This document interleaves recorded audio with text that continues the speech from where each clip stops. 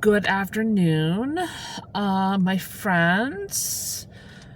I apologize for my bad hair day. It's very staticky, not really sure why. And I wanted to share something with you as we took medication today. If you're in the neurodiversity space, like for autism or ADHD, and I spend a fair amount of time there, you'll probably hear about something called justice sensitivity. And I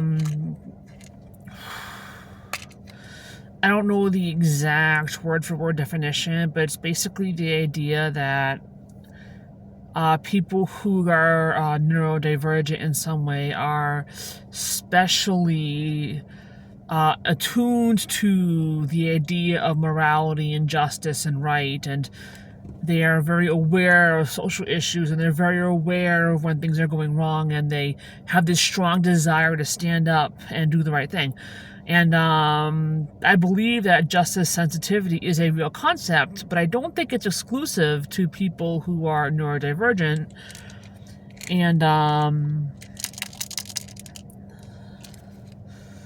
I think that teaching kids who are neurodivergent that they have justice sensitivity because they are neurodivergent is a problem. And I'm going to tell you why.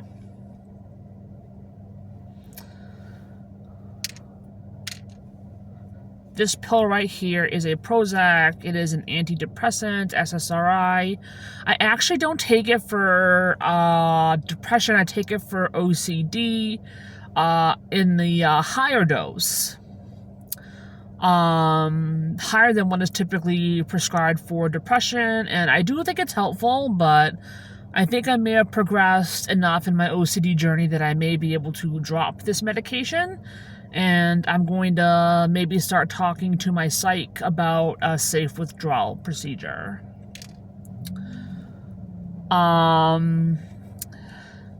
So the first problem that I have with instilling in young neurodivergent children that they have justice sensitivity is that, well, first of all, it's just not true. You can be autistic, and you can have ADHD, and you can be neurodivergent, and also be a sociopath, or a narcissist, or a sexual predator. You know, those things can happen too. It's rare. I'm not saying this is true of you or your kid, but it can happen. And I just don't think we should be deluding ourselves into something that may not be true. The other thing is, even if your kid is just an average kid, pretty good kid, when you tell a child that they have this innate quality that makes them basically good people and potentially better than other people, is you condition them to think that everything they think and say and do is going to be good. And that is also not true. Not everything they think or say or do is going to be good. And it's also risky because when people make the choice to do something that is harmful, sometimes it's because they want to harm people, but so often it is because they think they're doing good. They think their harm is justified because it will achieve some good end. And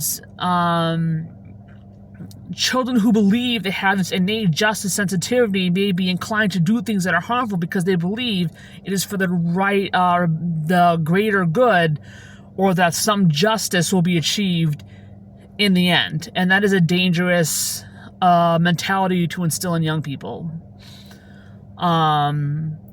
We want them to be aware of injustice and to stand up, but we also want them to be prudent.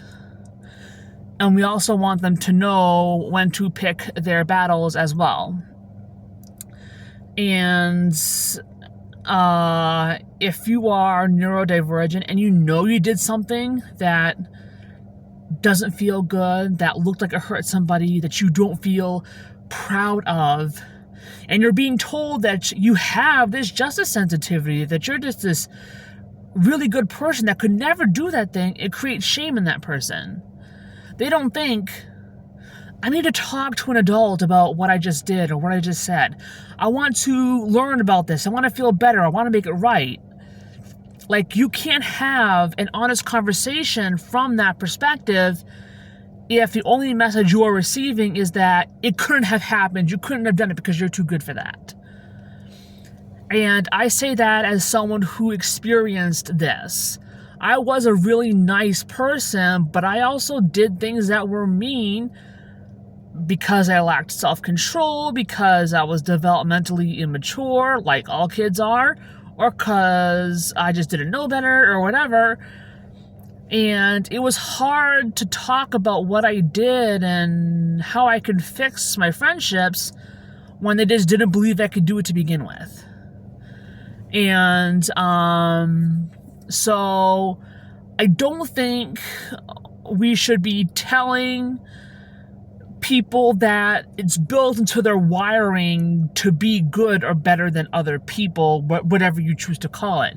I think the message should be that we all have the capacity within us to be good, and it is because of our knowledge and our choices that we are able to exercise that. And that is a skill that you develop over time. The impulse to do good is there. That is innate. I do believe that humans are innately good, but the skill to act on it is something that you develop over time.